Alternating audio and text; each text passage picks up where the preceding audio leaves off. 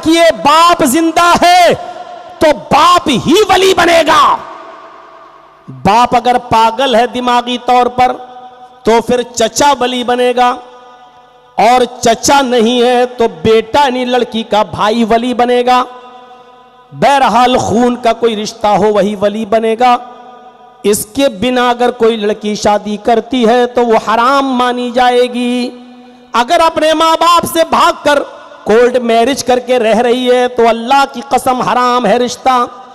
अपने घर से भागकर दूसरे मोहल्ले में चली गई और दूसरे मोहल्ले की मस्जिद का इमाम ने लड़के का निकाह पढ़ा दिया, 1,00,000 मर्तबा भी निकाह पढ़ाए, अगर लड़की के बाप की, भाई की या चचा की इजाजत नहीं है तो निकाह 1,00,000 बार भी पढ़ा दिया जाए तब भी वो हराम माना जाएगा। जितने दिन वो मिलेगी अपने हस्बैंड से वो जिनाकारी होगी, और जो बच्चे पैदा होंगे वो सारे के सारे नाजायज बच्चे कहलाएंगे। बच्चों के पैदा होने के बाद उन बच्चों को अपने बाप की विरासत से हक नहीं मिलेगा, इसलिए कि जब वो बाप, निकाह ही हलाल नहीं, जब बच्चे ही जायज नहीं तो अपने बाप की विरासत में हक भी नहीं रखते हैं, हक भी उनको नहीं मिलेगा।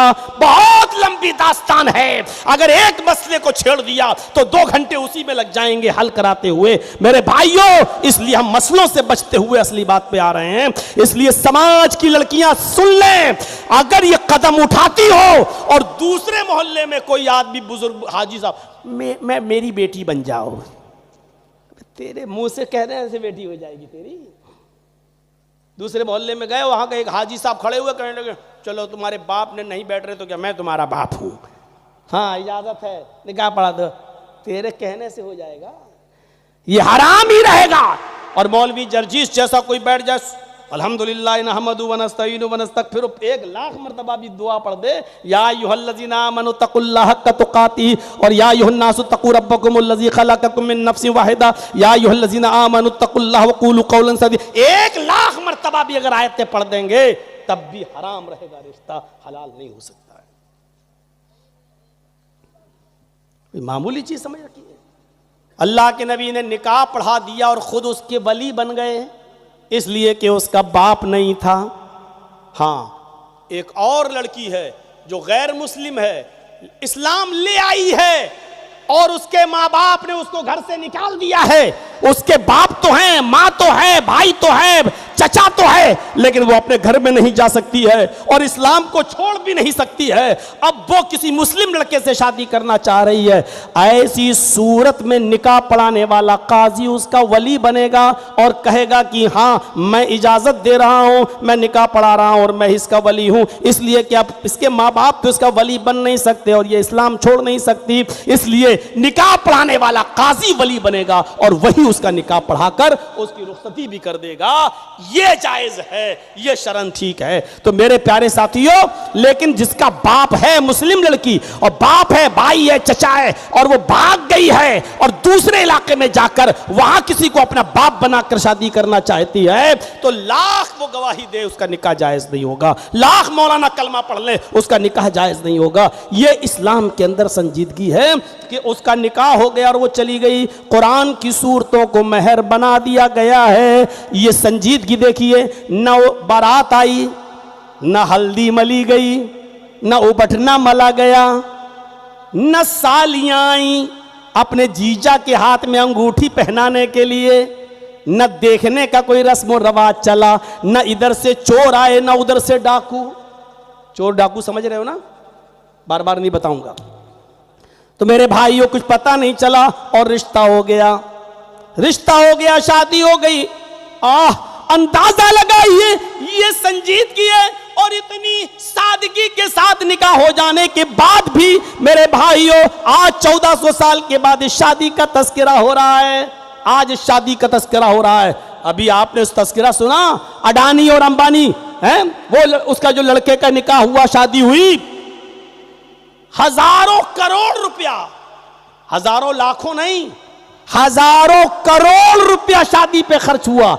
दुनिया की सबसे महंगी शादी, अडानी के लड़के की सबसे महंगी शादी, लेकिन 10 दिन चर्चे चले, 20 दिन चर्चे चले, 1 महीना चर्चा चला, उसके बाद इस शादी को लोग भूल गए, चर्चे खत्म। लेकिन इस सादगी की शादी के तस्करे आज 1400 साल 1500 साल के बाद इस शादी के तस्करे हो रहे हैं। मेरे भाइयों, संजीदगी के साथ निकाह करिए और उस निकाह को जायज बनाइए, खुराफातों से बचिए। जिस तरह ये एक गिलास पानी है ना, एक गिलास, अभी कोई बच्चा पेशाब कर रहा हो और अचानक एक पेशाब का कतरा इस गिलास पानी में आ जाए, इसमें एक बूंद पेशाब किया जाए, तो क्या ये आप पानी पी लोगे? फेंक दोगे? अरे गिलास छोड़ो, पूरी बाल्टी है डोल, एक पेशाब की बूंद उसमें चली जाए और आपकी नजर पड़ जाए तो आप उस पानी को फेंक देंगे। क्यों? एक पेशाब के कतरे ने पूरी बाल्टी पानी को नापाक कर दिया है। अब आप उसको पीना गवारा नहीं करेंगे। शादी सुन्नते रसूल है, यह पाकीज़ा रिश्ता है। एक भी शैतानी हरकत इस पूरे पाक साफ और शफाफ माहौल को गंदा कर देती है। सुलेमान तैमी का इंतकाल का वक्त आया, एक ताबई गुजरे हैं। सुलेमान तैमी के इंतकाल का वक्त आया तो वो रोने लगे। लोगों ने पूछा, सुलेमान किस लिए रो रहे हो? इस बीमारी में कोई बचता नहीं है, शायद मौत के डर से तुम रो रहे हो। अरे मरना तो एक दिन सबको है। सुलेमान तैमी कहते हैं कि मैं मौत के डर से नहीं बल्कि सजा के डर से रो रहा हूं। मौत तो बरक है, वो तो आनी ही है, मरना तो है ही। मैं मौत से नहीं डर रहा हूं, मौत तो बरहक है, सबको आनी है, मुझे मौत का डर नहीं है। मुझे मरने से पहले एक गुनाह जो मुझसे हो गया था 25 साल पहले, वो गुनाह याद करके मैं रो रहा हूं। वो गुनाह मैं याद करके रोता हूं। फरमाया क्या गुनाह हुआ? सुलेमान तैमी ने जो जवाब दिया वो हमारे मुआशरे और सोसाइटी के लिए बहुत अहम है। सुलेमान तैमी ने कहा कि मुझसे 25 साल पहले जो खता हुई थी, जो गलती हुई थी, वो खता और गलती ये हुई थी कि मैंने एक बिदाती से सलाम कर लिया था। कौन सा बड़ा गुनाह था? हम और आप सोचें तो सलाम करना तो आप कहेंगे अच्छी चीज़ है, अस्सलाम वालेकुम, ये तो अच्छी चीज़ है। वो कह रहे हैं कि मैंने एक बिदाती को सलाम कर लिया था, एक मुर्जिया को या कदरिया से जो तकदीर का इनकार करते हैं, मैंने ऐसे बिदाती से सलाम कर लिया था। मैं रो रहा हूं इस बात पर कि क़यामत के दिन जब अल्लाह के सामने हाजिर होंगे और हिसाबो किताब होगा, सवालो जवाब होगा, तो कहीं हमारी गिरफ्त ना हो, अल्लाह मुझसे पूछ न ले कि तूने बिदाती को सलाम क्यों किया था। क्योंकि सलाम करने से उसकी इज्जत हुई है। भाई आप किसी को सलाम कर रहे हैं तो ये उसकी इज्जत है, उसकी इज्जत है, उसकी तौकीर है। तो बिदाती की इज्जत करने से इस्लाम ने मना किया है। बिदाती को सलाम करने से हदीस में मना आया। बिदाती को अपने घर में ठहराने से इस्लाम ने मना किया है। बिदाती की इज्जत करने से इस्लाम ने मना किया है। लानतुल्लाहि अला मना व मुहदिसन, अल्लाह की लानत उस आदमी पर जो किसी बिदाती को अपने घर में पनाह दे, किसी बिदाती को अपने घर में ठहराए। अल्लाह की लानत उस शख्स पर जो किसी बिदाती को सलाम करे। बिदाती को सलाम करने पर नबी अकरम ने लानत भेजी है, और मैंने 25 साल पहले एक बिदाती से सलाम कर लिया था। सोचिए आप, कितना एहसास था उनको। पूरी जिंदगी अमल नमाज और रोजे में गुजरी है, फिर भी यकीन नहीं है कि हम जन्नत में जाएंगे। हमारी तो पूरी जिंदगी गुनाहों में गुजरी है और फिर भी यकीन के साथ बैठे हैं अल्लाह मेहरबान है, जन्नत देगा। उनकी पूरी जिंदगी नेक अमल में गुजरी और कह रहे हैं इंतकाल के वक्त रो रहे हैं कि अल्लाह कहीं सवाल जवाब ना कर ले, क्योंकि एक बिदाती को सलाम कर लिया था। कितना एहसास था, अपने गुनाहों का ख्याल रखते थे। कितने गुनाह हुए? कह रहे 25 साल से बस एक ही गुनाह हुआ मुझसे। हमने तो सुबह से लेकर शाम तक कितने गुनाह किए होंगे, आज ही एक दिन में वो हमें याद नहीं होंगे। उनकी पूरी जिंदगी नेकियों में गुजरी, एक गुनाह हुआ तो रो रहे हैं। कहीं अल्लाह ऐसा ना हो कि जन्नत छीन ले हमसे। और हमारी तो पूरी जिंदगी गुनाहों में गुजर रही है और हम इत्मीनान से बैठे हैं कि हमें जन्नत मिलेगी। हम हंसते हैं। कितने लोग इस मजमे में ऐसे होंगे कि जिनके मां नहीं होगी, किसी का बाप नहीं होगा, किसी का भाई नहीं होगा। कभी आपने सोचा है कि आज हम हंस रहे हैं और इस वक्त मेरे बाप की रूह के साथ क्या हो रहा होगा? कभी आपने सोचा है आप हंस रहे हैं, नमाज छोड़ रहे हैं, रोजा छोड़ रहे हैं, इस वक्त आपकी मां की रूह के साथ क्या हो रहा होगा? गौर करो, जब कोई बच्चा, जब कोई लड़का अपने बाप के लिए, मां के लिए दुआ करता है, बाप मर गया तो उसके लिए दुआ करता है कि अल्लाहुम्मा ग़फ़िर लहू वरहमहू वआफ़िही वअफ़ु अन्हु वअक्रिम नुज़ुलहू ववस्सिअ मुदख़लहू वग़सिलहू बिलमाइ वस्सल्जि वलबरद। और माँ है तो उसके लिए ये दुआ करता है अल्लाहुम्मा ग़फ़िर लहा वरहमहा वआफ़िहा वअफ़ु अन्हा वअक्रिम नुज़ुलहा ववस्सिअ मुदख़लहा वक़सिलहा बिलमाइ वस्सल्जि वलबरद। जब ये दुआ ऊपर जाती है, फरिश्ते इस दुआ को लेके जाते हैं, उसकी रूह के दर्जात को बुलंद किया जाता है, उस आदमी को इज्जत दी जाती है, उसके लिए एक अलग मकान तैयार किया जाता है, उसके दर्जात को बुलंद किया जाता है। तो वो पूछता है फरिश्तों से, आए फरिश्तों, आज मेरे दर्जात को बुलंद करने की वजह क्या है? आज मुझे मेरी इज्जत और तौकीर की वजह क्या है? आज मेरा दर्जा बुलंद किया जा रहा है, आखिर इसकी वजह क्या है? उसको बताया जाता है आज तेरी औलाद ने तेरे लिए दुआ की है, आज तेरे बेटे ने तेरे लिए दुआ की है, आज तेरी बेटी ने तेरे लिए दुआ की है। उस दुआ की बरकत से अल्लाह तेरे दर्जे को बुलंद कर रहा है। मरने के बाद कोई अमल आपको फायदा नहीं पहुंचाएगा सिवाय नेक औलाद के, या आप अपनी जिंदगी में कोई नेक काम कर गए हो। बस किसी फकीर को, गरीब को कपड़ा पहना गए, जब तक वो कपड़ा उसके जिस्म पर रहेगा, मरने के बाद आपको सवाब मिलता रहेगा। आप अपनी जिंदगी में कोई मस्जिद बना गए, जब तक लोग उस मस्जिद में नमाज पढ़ते रहेंगे तब तक आपको सवाब मिलता रहेगा। या फिर आपकी औलाद आपके लिए सदका और खैरात कर दे। एक सहाबी हैं, कहा अल्लाह के नबी सल्लल्लाहु अलैहि वसल्लम, मेरी माँ का इंतकाल हो गया है, क्या मैं उस माँ के लिए एक मस्जिद बना दूं तो क्या उसको सवाब मिलेगा? आपने फरमाया हाँ। एक और साहबी का अल्लाह के रसूल, मेरे बाप का इंतकाल हो गया है, क्या मैं अपने बाप की तरफ से सदका और खैरात करूं तो क्या सवाब मिलेगा? आपने फरमाया हाँ। एक और साहबी कहा अल्लाह के नबी, मेरे माँ बाप का इंतकाल हो गया है, मैं उनके लिए ऐसा कौन सा काम करूं कि इंतकाल के बाद उनको सवाब पहुंचता रहे, उनके ऊपर रहमत होती रहे? अल्लाह के नबी ने फरमाया, तुम लोगों के लिए पानी का एक कुआं खुदवा दो या पानी पीने का इंतजाम करवा दो। जब तक लोग उससे पानी पीते रहेंगे तुम्हारे माँ बाप को सवाब मिलता रहेगा।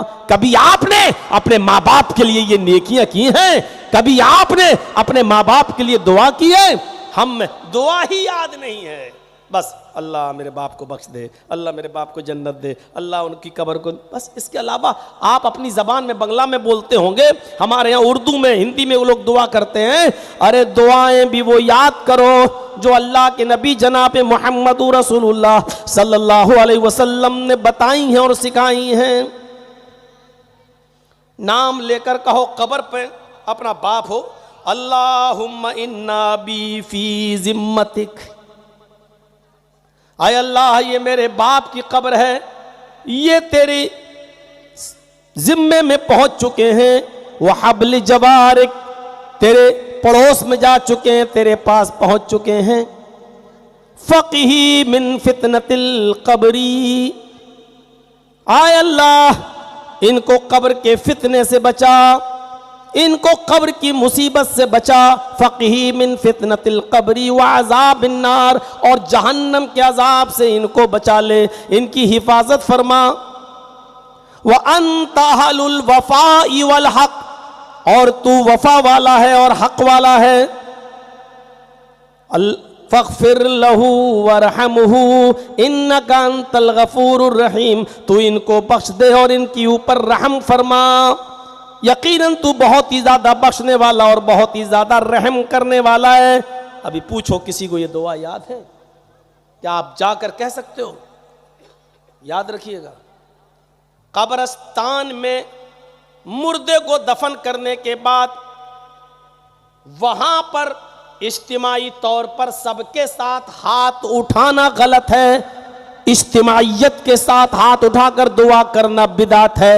आप ऐसा नहीं कर सकते, जायज़ नहीं है। लेकिन अगर आपके बाप का या माँ का इंतकाल हो गया, उनको दफन कर दिया गया, अब आप कभी कभी अपने माँ बाप की कब्र पे अकेले जाते हैं, तो वहाँ आप दोनों हाथ उठाकर, अकेले हैं तन्हा हैं तो आप दोनों हाथ उठाकर दुआ कर सकते हैं। मुस्लिम शरीफ की हदीस है कि अल्लाह के नबी जब अकेले में गए और जन्नतुल बकी में गए, बकीउल गरकत में गए, तो आपने अहले बकी के लिए अपने दोनों हाथों को उठाकर दुआ की है। कब्रिस्तान में आपने दुआ की है। इज्तिमाइयत के साथ तमाम लोगों की मौजूदगी में दोनों हाथ उठाकर दुआ नहीं की जा सकती, ये बिदात है। लेकिन अकेले जब आप अपने माँ बाप की कब्र पे जाएं तो हाथ उठाकर दुआ कर सकते हैं, इसमें कोई हर्ज नहीं है।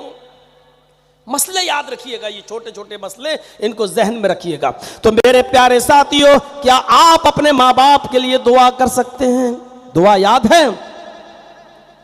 अल्लाहुम्मा इन्नहु अब्दुका वब्नु अमतिक, कब्र के पास खड़े होकर, अय अल्लाह, ये यानी मेरा बाप या मेरी माँ। अब ये भी सोचना पड़ेगा, बाप है तो इन्नहु, माँ है तो इन्नहा, ये अब जुमले, अब क्या बताऊं, 1-1.5-2 घंटे की तकरीर में आपको ये सब तो नहीं बताया जा सकता, ये तो हमें और आपको खुद ही याद करना पड़ेगा। अल्लाहुम्मा इन्नहु अब्दुका वब्नु अमतिका इहताजा इला रहमतिक, अय अल्लाह, ये मेरा बाप है, तेरा बंदा है, वब्नु अमतिक, तेरी बांदी का बेटा है, इहताजा इला रहमतिक, तेरी रहमत का मोहताज हो गया है, अस्बहा फकीरन, तेरी रहमत का मोहताज हो गया है, दुनिया छोड़कर चला गया है, वह अंता गनियुन अन अज़ाबी, और तू उसको अजाब देने से बेनियाज है, चाहे तो अजाब दे भी सकता है, नहीं भी दे सकता है। आय अल्लाह, तू उनको अजाब देने से बेनियाज है। इनकान मुहसिनन फज़िद फी इहसानिही, अय अल्लाह, अगर ये नेक थे, मर गए, हमें तो नहीं मालूम उनकी इबादतें कबूल हुई कि नहीं हुई, नमाज पढ़ते थे लेकिन कबूल हुई कि नहीं हुई, रोज़ा रखते थे लेकिन हमें नहीं मालूम कि उनका रोज़ा तूने कबूल किया या नहीं किया। इनकान मुहसिनन फज़िद फी इहसानिही, अगर वो नेक थे तो उनकी नेकियों में इजाफा फरमा, अगर वो दीनदार थे तो उनकी नेकियों में इजाफा फरमा। व इनकान मुसीअन फतजावज़ अन्हु, अगर वो खताकार थे, गुनाहगार थे, तो उनके गुनाहों को बख्श दे, उनकी खताओं को माफ़ कर दे। ये दुआ ईमानदारी के साथ बताइए कि कितने लोगों को याद है, कितने लोग इन दुआओं को करते हैं? चाहिए और अपने बाप की कब्र पर हाथ उठाकर, मां की कब्र हो, हाथ उठाकर आप अकेले दुआ करिए, अल्लाहुम्मा ग़फ़िर लहू वरहमहू, अल्लाहुम्मा नव्विर क़ब्रहू, अल्लाहुम्मा वस्सिअ क़ब्रहू, अल्लाहुम्मा फ़रिशहु फ़राशल जन्नह, अल्लाहुम्मा फ़्तह लहू बाबन मिन अबवाबिल जन्नह, अल्लाहुम्मा नव्विर क़ब्रहू, अल्लाहुम्मा जअल क़ब्रहू रौज़तम मिन रियाज़िल जन्नह। ये दुआएं हैं। आय अल्लाह, इनकी कब्र को नूर से भर दे, अल्लाहुम्मा नव्विर क़ब्रह, आय अल्लाह, इनकी कब्र को नूर से भर दे, अल्लाहुम्मा वस्सिअ मुदखला, आय अल्लाह, इनकी कब्र को कुशादा कर दे, चौड़ा कर दे, अल्लाहुम्मा फ़रिशहु फ़राशल जन्नह, अल्लाह, इनके लिए कब्र में जन्नत का बिछौना बिछा दे। कैसी दुआ है। अल्लाहुम्मा फ़्तह लहू बाबन मिन अबवाबिल जन्नह, अल्लाह, जन्नत के दरवाजों में से कोई दरवाजा इनके लिए खोल दे। अल्लाहुम्मा जअलहु अल्लाहुम्मा जअल कब्रहू रौज़तम मिन रियाज़िल जन्ना, अल्लाह इनकी कब्र को जन्नत की क्यारियों में से कोई क्यारी, जन्नत का बगीचा बना दे, जन्नत का बाग बना दे। जैसे बाग में ठंडी ठंडी हवा आती है, इनकी कब्र में भी जन्नत की ठंडी ठंडी हवाएं भेजने वाला भेज दे। गौर करो अपने माँ बाप के लिए, अगर आप ये दुआएं नहीं कर सकते हो तो फिर क्या कर सकते हो आप? हमें और आपको सबको जाना है। हम अपने माँ बाप के लिए दुआ नहीं कर रहे हैं तो हमारी औलाद हमारे लिए दुआ करेगी। कल एक तकरीर में मैंने कहा था, कल की तकरीर में एक लड़का अपने बाप को घसीटते हुए चौराहे पर लाया। उसका बाप कहता बस बेटा इससे आगे मत घसीटना। बेटे ने कहा क्यों? बस मैं बोल रहा हूं कि बस इससे ज्यादा मत घसीटना। बेटे ने कहा क्यों, क्या हुआ? हम तो और आगे ले जाएंगे। कहा मेरे बेटे इससे आगे मत ले जाओ, क्योंकि मैं भी अपने बाप को यहीं तक घसीट कर लाया था। चाटा है, मजाक मत उड़ाइए एक दूसरे का। एक नौजवान लड़का जवानी के जोश में एक बूढ़ी औरत को देखता है, 80, 85, 90 साल की वो बूढ़ी औरत, उसकी कमर कमान की तरह झुक गई, रुकू की हालत हो गई उसकी, लाठी लेके चल रही है, झुक गई उसकी कमर। लड़के ने मजाक करते हुए कहा अम्मा ये कमान कितने में खरीदी है? कमर झुकी है। कमान देखा ना, तीर जब छोड़ा जाता है तो कमान ऐसी होती है, यहां से ऐसे मुड़ी हुई होती है, ऐसे यहां तीर लगाकर ऐसे फेंका जाता है, तो कमान झुकी हुई होती है। तो उस लड़के ने, नौजवान ने कहा मां ये कमान कितने में खरीदी है? नहीं तेरी कमर बिल्कुल झुक गई है, ये कमान कितने में खरीदी? बुढ़िया मुस्कुराते हुए जवाब देती है बेटा घबराओ नहीं, चिंता मत करो, मेरी उम्र को पहुंचोगे तो फ्री में मिल जाएगी।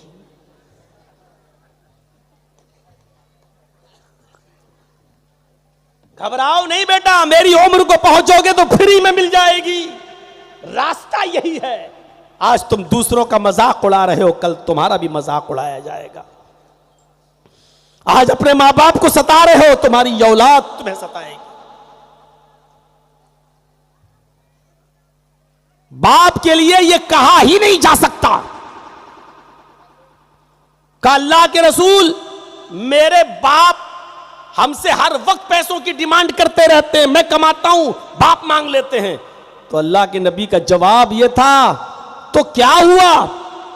इन्नका व इन्ना मालका लिअबीक, तू खुद और तेरा सारा का सारा माल तेरा नहीं है, तेरे बाप ही का तो है। यानी बाप ने अगर तुझे पैदा नहीं किया होता तो तू माल का मालिक नहीं बनता। तू भी और तेरा माल सब बाप ही का माल तो है, सब बाप के लिए है, कोई कह नहीं सकता। इसीलिए कोई बेटा शरई नुक्ते नजर से अपने बाप को ज़कात भी नहीं दे सकता। बाप चाहे कितना गरीब हो, सब बेटों को अलग अलग कर दिया, सबके अलग अलग घर बन गए, सब कमाने लगे, बाप बहुत गरीब है। अब बेटा चाहे कि मैं ज़कात दे दूं, पैसा है, बाप बहुत गरीब है, ज़कात तो नहीं दे सकता, इसलिए कि बेटों की कमाई बाप ही की तो है, बेटों का माल तो बाप ही का तो है। इसलिए कोई औलाद अपने बाप को ज़कात नहीं दे सकती।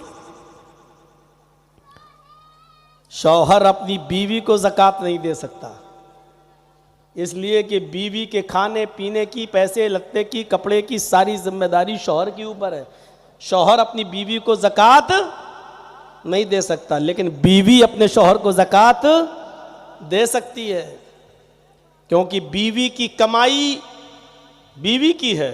अगर बीवी कुछ काम करती है एक्स्ट्रा और कुछ कमाती है तो शौहर ज़बरदस्ती नहीं ले सकता है। बीवी की मर्जी है, वो चाहे तो दे दे और चाहे तो ना दे। आप कह नहीं सकते हो ए हमें दे पैसा इतना। अगर आपकी बीवी सरकारी नौकरी कर रही है कहीं, तो माफ़ कीजिएगा, अगर वो आपको 1 रुपया भी ना दे तो आप ज़बरदस्ती ले नहीं सकते हो।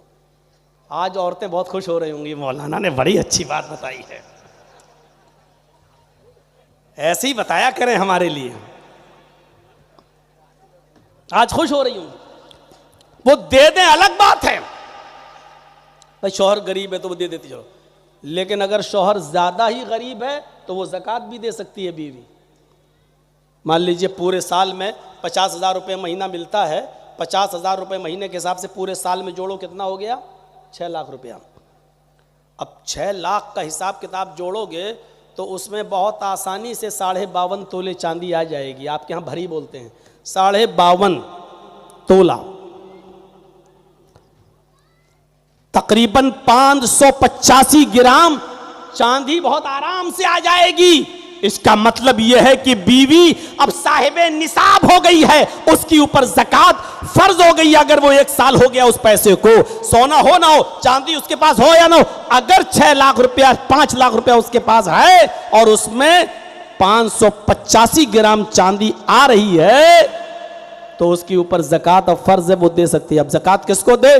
जरूरतमंद को। अगर समझती है कि मेरा शौहर गरीब है तो उसको भी दे सकती है। जर्जी साहब को उसकी बीवी ने, मिसाल दे रहा हूं, अल्लाह ना करे कि ये दिन आए,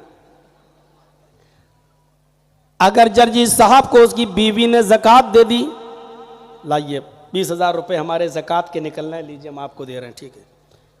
अब जर्जीज साहब उसी में से अपनी बीवी को खिलाएंगे पिलाएंगे, अपने बच्चों को भी पढ़ाएंगे लिखाएंगे, वही ज़कात का पैसा जो उसने मुझे दिया मैं उसी पर खर्च करूंगा और वो हमारी खर्च में से खाएगी पिएगी, उसके लिए ज़कात नहीं, वो तो उसका हक है।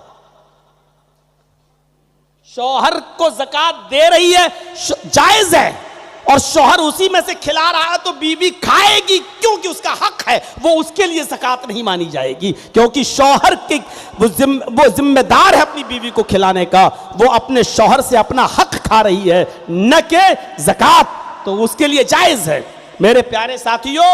और ये उसके लिए ज़कात की रकम नहीं मानी जाएगी। ज़कात तो शौहर को दी है, लेकिन वो जो खा रही है वो शौहर का माल खा रही है न कि ज़कात।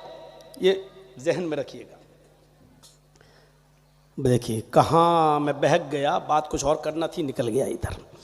मेरे भाइयों, मैं कह ये रहा था कि अहदो पैमान, इकरार, शर्त, ये चीज होनी चाहिए। आपने इकरार तो किया लेकिन शर्त पूरी नहीं की तो आपको पेमेंट नहीं मिलेगा। और शर्त क्या है? मोहम्मद रसूलुल्लाह सल्लल्लाहु अलैहि वसल्लम ने हमें जो तरीका बता दिया, जिस तरीके से बता दिया वही तरीका हमें अपनाना है, वही है। एक चीज और बता दूं आपको, नमाज पढ़ना इबादत नहीं है। नमाज को रसूलुल्लाह के तरीके पर पढ़ना इबादत है। समझ गए ना? रोजा रखना इबादत नहीं है, रोजे को रसूलुल्लाह के तरीके पर रखना इबादत है। कुर्बानी इबादत नहीं है, कुर्बानी नबी के तरीके पर करना यह इबादत है। अल्लाह के रसूल ने फरमाया, ईद उल अजहा, कुर्बानी की यौमुन नहर के दिन, यानी 10वीं तारीख को, 10वीं जिलहिज्जा को आप नमाज के बाद कुर्बानी करेंगे, नमाज के बाद कुर्बानी करेंगे। अब कोई शख्स अगर नमाज से पहले कुर्बानी कर ले, भले ही वो सारा जानवर गरीबों में बांटे, भूखों को खिलाए, प्यासों को भले ही गरीबों में दे, लेकिन उसकी कुर्बानी नहीं मानी जाएगी। नमाज के बाद कर रहा है तब भी गरीबों को गोश्त खिलाएगा, और नमाज से पहले कर लिया तब भी गरीबों को खिलाएगा, और गरीबों को दे रहा है लेकिन उसको सवाब नहीं मिलेगा। क्यों? क्योंकि उसने कुर्बानी तो की लेकिन मुहम्मदुर रसूलुल्लाह के तरीके के मुताबिक कुर्बानी नहीं की। नमाज पढ़ना इबादत नहीं, नमाज को रसूलुल्लाह सल्लल्लाहु अलैहि वसल्लम के बताए हुए तरीके पर पढ़ना इबादत है। अब आप फजर की नमाज के बाद मस्जिद में बैठकर कोई नफिल पढ़ के दिखाइए, नहीं पढ़ सकते हो, गुनाह पड़ेगा। असर की नमाज के बाद कोई नमाज पढ़ के दिखाइए, नहीं पढ़ सकते नफिल, गुनाह पड़ेगा। देखिए, नमाज पढ़ना तो सवाब है, फिर गुनाह क्यों पड़ रहा है? इसलिए गुनाह पड़ रहा है क्योंकि आप नमाज अब रसूलुल्लाह के बताए हुए तरीके के मुताबिक नहीं पढ़ रहे हैं। अल्लाह के नबी ने फजर के बाद और असर के बाद नमाज नफिल पढ़ने से मना किया है और कहा इस वक्त में जो नमाज पढ़ेगा वो शैतान को सजदा करेगा। यानी अब ये सजदा अल्लाह के लिए नहीं बल्कि शैतान को सजदा हो रहा है। अब आप अंदाजा लगाइए, नमाज तो पढ़ रहा है लेकिन नबी के तरीके पर नहीं पढ़ रहा है, इसलिए उसको गुनाह पड़ेगा। फजर की नमाज 11 बजे पढ़ के दिखा दीजिए, नहीं पढ़ सकते हो। क्यों? फजर ही की नमाज ऐसी है जो वक्त से पहले हो ही नहीं सकती। जोहर की नमाज वक्त से पहले नहीं हो सकती है। जोहर में असर तो कभी कभी पढ़ी जा सकती है। अल्लाह के रसूल सल्लल्लाहु अलैहि वसल्लम जोहर और असर कभी कभी अहयानन का लफ्ज है बुखारी और मुस्लिम में, कभी कभी जोहर के साथ असर पढ़ लिया करते थे। ना बारिश हुआ करती थी ना सफर में हुआ करते थे, बल्कि कभी कभी आप बिला किसी उज़्र के और बिला किसी बीमारी के और बिला किसी वजह के जोहर के साथ असर मिला लिया करते थे और कभी कभी मगरिब के साथ इशा भी पढ़ लिया करते थे। न बारिश न मौसम खराब, कुछ नहीं, बिला वजह आप ऐसे ही पढ़ लिया करते थे। लिहाजा अगर कोई शख्स कभी कभी जोहर और असर दोनों एक साथ पढ़ ले तो कोई हर्ज की बात नहीं, और कभी कभी मगरिब के साथ इशा भी पढ़ ले तो कोई हर्ज की बात नहीं। कभी कभी मामूल नहीं बनाना चाहिए। हाँ, अगर सफर में है तो मगरिब और इशा एक साथ पढ़ सकता है, सफर में है तो जोहर और असर एक साथ पढ़ सकता है, जायज है।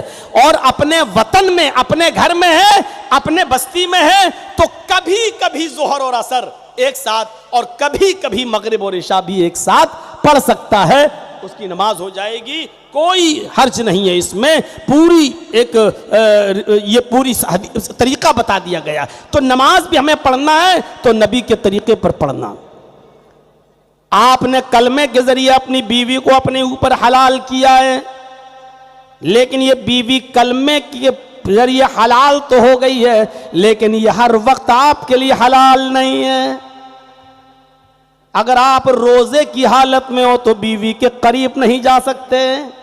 देखिए, वही बीवी जो कलमे के जरिए आपने हलाल की है, लेकिन रोजे की हालत में अगर आपने उससे मुलाकात कर ली, मुलाकात का मतलब दुआ सलाम नहीं, और आप इतने समझदार हैं, समझ रहे होंगे मैं कहना क्या चाह रहा हूं, अगर आपने उससे जिस्मानी ताल्लुक हासिल कर लिया, अगरचे वो आपकी बीवी है लेकिन इतना बड़ा जुर्म आपने कर डाला है कि आप इस रोजे को तो पूरा करेंगे ही करेंगे, लेकिन इसके बाद एक सजा भी आपको पूरी करना पड़ेगी, और उस सजा को पाए बगैर आप अपनी बीवी को बीवी नहीं बना सकते हो, आप उसके करीब नहीं जा सकते हो। और वो सजा ये है कि आपको एक गुलाम आजाद करना पड़ेगा, और गुलाम आजाद करने की ताकत ना हो तो 60 रोजे पे दर पे मुसलसल रखना पड़ेंगे, और 60 रोजे रखने की भी ताकत ना हो तो 60 मोहताजों को और मिस्कीनों को खाना खिलाना पड़ेगा। और जब तक 60 मिस्कीनों को खाना ना खिला दो आप बीवी के करीब नहीं जा सकते। उस वक्त तक के लिए आपकी बीवी अब आपके लिए हराम हो चुकी है। लीजिए, अब आप सोच रहे हो 60 रोजे रख लेंगे, चलो रोजा रख रहे हैं 60, आज 10 रोजे हो गए हैं। अब आप सोचो कि रोजे में तो बीवी हराम है, चलो लेकिन रात में थोड़ी हराम है, हम तो रोजे रख ही लेंगे 60, रात में मिल लो। नहीं, जब तक 60 रोजे पूरे नहीं हो जाएंगे आप मिल नहीं सकते। क़ब्ल अन यतमास्सा, उसको छूने से पहले 60 रोजे रखो। छूने से पहले 60 मिस्कीनों को खाना खिलाओ। इन तीनों में से, तीनों नहीं, एक पूरा करना है। या तो गुलाम खरीद के आजाद करो, अब आजकल तो गुलामों का जमाना है नहीं, तो 60 रोजे रखो। अब ये भी नहीं कि 60 रोजे रखें कि 60 मिस्कीनों को खाना खिला दे जो तुम्हारा दिल करे, नहीं, पहले 60 रोजे रखो। अगर ये ताकत न हो तो, वो एक साहबी आए थे ना अल्लाह के रसूल के पास, हलक तो या रसूल अल्लाह में तो बर्बाद हो गया। आपने कहा क्या हुआ? कहा अल्लाह के रसूल रोजे की हालत में बीवी से मिल लिया। आपने कहा ये तुमने क्या किया? कहा अल्लाह के रसूल अब क्या होना चाहिए? आपने कहा कि होना क्या चाहिए, अब तो ऑप्शन ही 3 है, जाओ गुलाम आजाद करो, कहने लगा अल्लाह के रसूल पूरी जिंदगी दूसरे की गुलामी करते हुए हो गई, मैं कहां से आज़ाद करूं, मैं तो खुद दूसरे का गुलाम रहा हूं, इतना कहां पैसा हमारे पास। तो आपने कहा फिर 60 रोजे रखो। कहने लगा पतला दुबला कमजोर आदमी 60 रोजे कहां से रख लूंगा मैं, वो भी मुसलसल कंटिन्यू रेगुलर नहीं रख पाऊंगा। एक रोजे का तो ये हाल है, सब्र नहीं कर पाया, बीवी से मिल लिया, आप कह रहे 60 रोजे, मैं तो नहीं रख पाऊंगा। आपने कहा अच्छा 60 मिस्कीनों को खाना खिला दो। कहने लगा अल्लाह के रसूल कितने का 60। कहा आपको मेरी हालत नहीं मालूम। कहा क्या हालत है। कहा सुबह खाता हूं तो शाम को भूखा सोता हूं, और शाम को अगर खा लेता हूं तो सुबह भूखा उठता हूं। हमारे घर में हमारे बीवी बच्चों को तो दोनों टाइम नसीब नहीं हो रहा है, और आप कह रहे हैं 60 मिस्कीनों को खाना खिलाओ। कहां से खिलाऊं, नहीं है मेरे पास। आपने कहा रे भाई 3 ही ऑप्शन है, चौथा कोई ऑप्शन ही नहीं है। तो कहा अल्लाह के रसूल जब नहीं है हम 60 मिस्कीनों को खाना खिलाने की ताकत तो क्या करूं। आपने कहा रुक जाओ।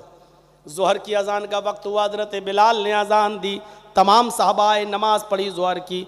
अल्लाह के नबी ने कहा अपने भाई के लिए चंदा करो, तुम्हारे पास जो कुछ भी हो दे दो, ये बेचारा रोज़े की हालत में अपनी बीवी से मिल लिया है, इसको मिस्कीनों को खाना खिलाना है, इसकी मदद करो। अब चंदा होना शुरू हो गया उसके लिए। कोई 10 खजूर लाया, कोई 5 खजूर लाया, 10, 15, 20 किलो खजूरों का टोकरा भर गया थोड़ी देर में। आपने कहा लो चलो अच्छा हुआ। आपने वो टोकरा उठाया खजूरों का और उस गरीब आदमी को कहा लो। उसने कहा क्या करूं। कहा अपने गांव में जाओ, अपने कबीले में जाओ, अपने ख़ानदान में जाओ, और ये जितनी भी खजूरें अपने इलाके के गरीबों में खिला दो, अपने इलाके के गरीबों को दे दो, उन्हीं का पेट भर दो, उनको खिला दो, और जाओ तुम्हारा कफ़ारा अदा हो जाएगा, तुम्हारी बीवी तुम्हारे लिए हलाल हो जाएगी। कहने लगा इस टोकरे को किसको दूं। आपने कहा सुना नहीं, अपने गांव में कबीले में गरीबों में बांट दो। कहने लगा अल्लाह के रसूल अल्लाह की कसम मेरे पूरे गांव में, मेरे पूरे खानदान में मुझसे ज्यादा गरीब कोई है ही नहीं। ना चाहते हुए भी हंसी निकल गई अल्लाह के रसूल सल्लल्लाहु अलैहि वसल्लम के चेहरे पर। आपने कहा अच्छा तो फिर जा तू ही खा ले, अपने बच्चों को खिला, और तेरी बीवी तेरे लिए हलाल हो जाएगी। संजीदगी है इस्लाम के अंदर, हल है इस्लाम के अंदर। किसी भी चीज को आप मुश्किल बना रहे हैं तो आप अपने लिए बना रहे हैं मुश्किल। इस्लाम में मुश्किल नहीं है। आज आप पैसे वाले क्यों नहीं आ रहे हज करने। मौलाना साहब 3 बेटियां हैं, अभी इनकी शादी करना बाकी है। अगर तीनों बेटियों की शादी करने के चक्कर में तू रुक गया और साहिब इस्तिताअत है, पैसा है तेरे पास, हज करने जा सकता है, लेकिन इसलिए रुक गया है कि हमारी बेटी की शादी हो जाए तब जाएंगे। बेटी की शादी के लिए तू रुक गया और हज करने से पहले तुझे मौत आ गई, तो हदीस है अल्लाह के नबी का फरमान है माताल मजूसिया, ऐसा आदमी मजूसियत पर मरा, इस्लाम पर नहीं, आग का पुजारी होकर मरा। अब आप कहो कि फिर बेटियों की शादी छोड़ दें मौलाना, तो बेटियों की शादी तो कभी भी कर सकते हो। कहा नहीं मौलाना साहब, एक बेटी की शादी में कितने लाख का खर्चा होता है, यह खर्चा तो तुमने अपने ऊपर खुद मोल लिया है, इस्लाम ने नहीं बताया। मैंने शायद यही कहीं किसी जलसे में कहा था, शायद महलदार पाड़ा में कहा था कि ये 150, 200, 250 आदमियों की बारात क्यों आती है, और आ रही है तो आए लड़कियों वालों तुम इनको खाना क्यों खिला रहे हो। जिस लड़की के घर पे 250, 300, 200 आदमियों की बारात आए, उस लड़की के बाप को चाहिए कि एक एक गिलास पानी पिला के निकाह करके लड़की की रुखसती करके भगा दे उन सबको। कोई जरूरत नहीं इनको चिकन और मटन खिलाने की, क्यों खिला रहे हो। शरीयत ने कहा है कि लड़की का बाप खिलाए, नहीं, तुम क्यों खाने के लिए पहुंच गए लड़की के पास, लड़की के घर। कोई कहे कि नहीं 400 आदमी आएंगे, मौलाना जर्जीज कहेगा 500 लाओ लाओ, एक एक गिलास पानी पिलाऊंगा, वो भी मिनरल वाटर नहीं, हैंड पाइप का, वो भी कुएं का, वो भी सरकारी नल का पानी, क्योंकि शरीयत ने मिनरल वाटर 10 रुपए की बोतल भी लड़की के मां बाप को हक नहीं दिया है कि वो किसी को दे। यही बातें तो बुरी लगती हैं बड़े बड़े चौधरियों को, सरमायादारों को, मालदारों को ये मौलवी क्या बोल रहा है। इतने मौलवी बैठे हैं स्टेज पर और हजारों लाखों 25 साल से प्रोग्राम कर रहा हूं, कोई एक उठे और कह दे और बता दे कि अल्लाह के रसूल की किसी हदीस में आया है कि लड़के वालों की तरफ से आए हुए बारातियों को कुछ खिलाएं? नहीं। और मेरे सामने ऐसी ऐसी मिसालें मौजूद हैं। मुफस्सिर कुरान मौलाना अब्दुल क़य्यूम साहब रहमानी, जो यूपी के रहने वाले थे और 90-95 साल की उम्र में उनका इंतकाल हुआ। कहीं जलसे में गए थे, उनको यही नहीं मालूम कि आज मेरी बेटी की शादी है। वो आए, एक पैजामा इधर जा रहा है, दूसरा पैजामा ऐसे, छड़ी लेके चले गए। लोगों को बैठे हुए घर में देखा, एक क्यों आए हो भाई, हमारे घर में आज इतनी भीड़ क्यों? कहा मौलाना साहब आज आपकी बेटी की शादी है, हम लोग रुखसती कराने आए, निकाह। अच्छा अच्छा अच्छा अच्छा, आज इतनी तारीख है? कहाँ? ओ अच्छा अच्छा, अरे तो क्या हुआ, निकाह हुआ नहीं अभी? करे लड़की के बाप तो आप हैं, आप इजाजत देंगे तब ना। कहा कि मैं इजाजत तो दूंगा, वली हूं, लेकिन लड़की तो पहले ही बता चुकी है, राजी है, तैयार है, तो चलो निकाह बढ़ाओ।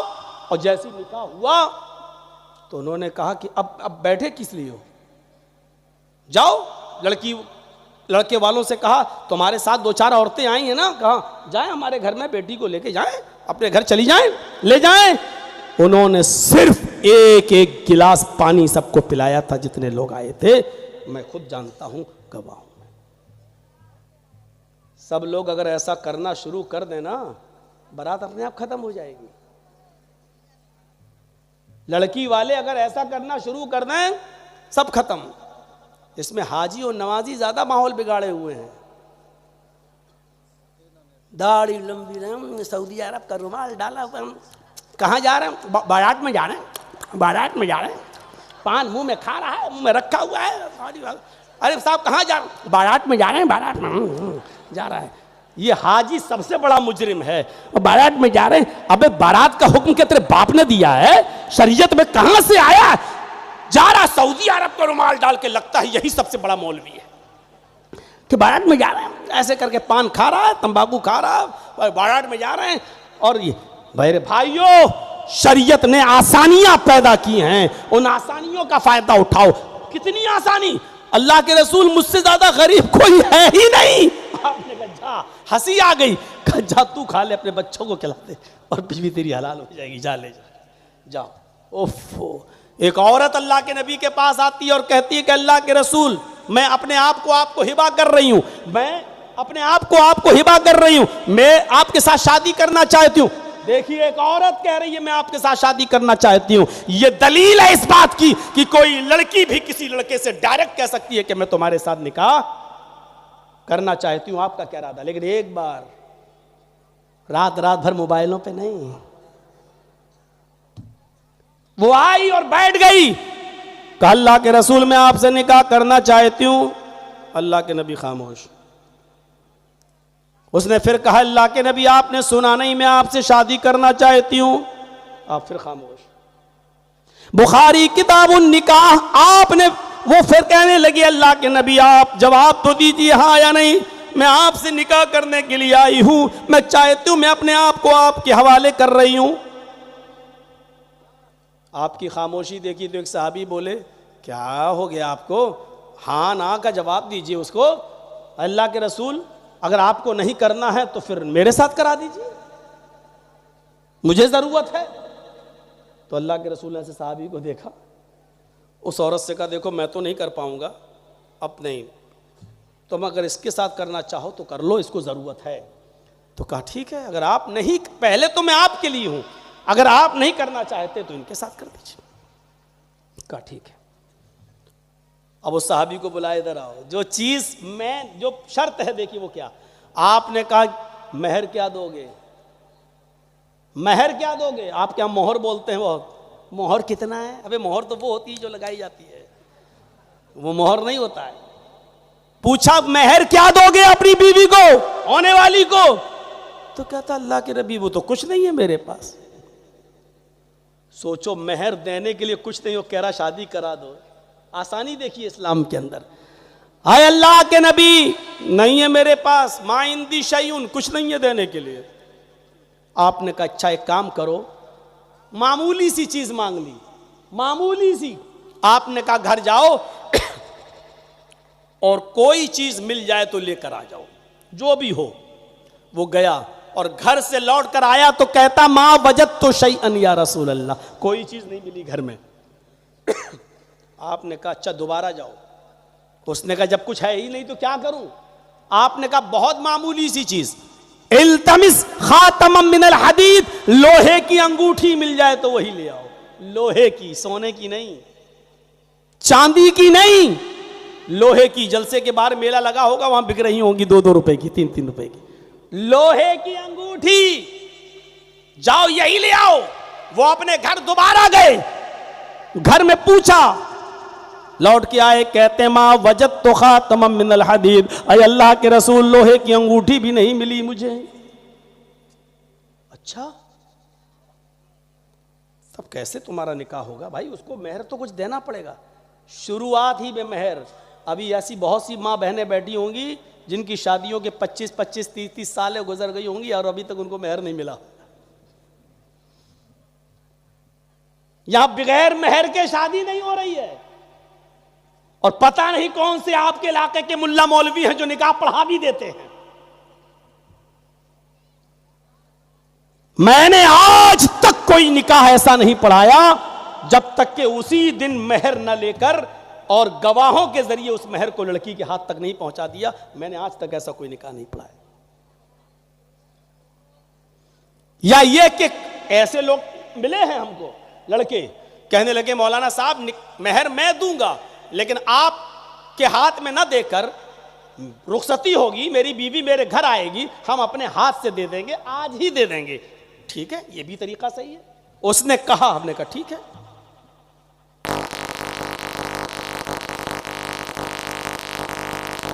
तो क्या अल्लाह के रसूल नहीं मिली मुझे, लोहे की अंगूठी भी नहीं। तो आपने कहा कुछ नहीं है तुम्हारे पास, कैसे निकाह होगा। कहने लगा हाँ हाँ हाँ एक चीज है मेरे पास। ओफो, चीज भी बताई तो क्या बताई। कहने लगा इंदी इजारुन या रसूल अल्लाह, एक लुंगी है मेरे पास।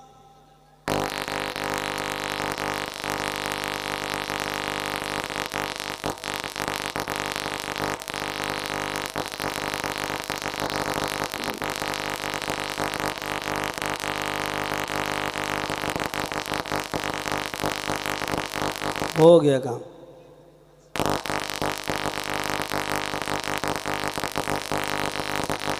अब तो जनाजा इसका यहीं पढ़ना पड़ेगा माइक का।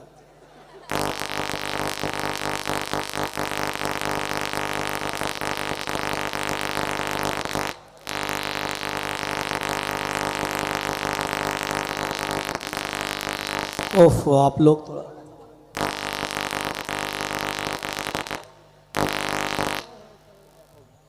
एक्सपर्ट आदमी, देखो माशाल्लाह।